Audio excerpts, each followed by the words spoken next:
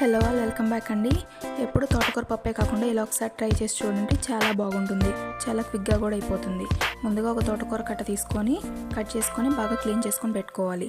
తర్వాత ఒక కడాయి తీసుకొని 2 టేబుల్ స్పూన్స్ ఆయిల్ వేసుకొని తాలింపులు, జీరా, నిలువుగా కట్ చేసుకున్న ఉల్లిపాయలు, పచ్చిమిరకాయలు, కరివేపాకు వేసి బాగా వేయించుకోవాలి. వేగిన తర్వాత వాష్ చేసుకున్న తోటకూరను అందులో వేసి ఒకసారి కలుపుకున్న తర్వాత ప్లేట్ పెట్టుకొని ఒక హాఫ్ పార్ట్ వరకు మనం ఉడకనివ్వాలి.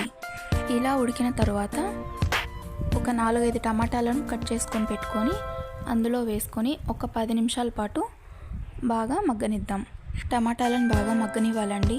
చూడండి, ఇలా బాగా మగ్గిన తర్వాత రుచికి సరిపడా సాల్ట్, పసుపు అండ్ కారం వేసి ఒక్కసారి కలుపుకొని కొన్ని వాటర్ పోసుకొని బాగా మిక్స్ చేసుకోవాలి. అంతేనండి, చాలా ఫాస్ట్గా అయిపోయింది కదండి. మరిన్ని వీడియోస్ కోసం మన ఛానల్ సబ్స్క్రైబ్ చేయండి.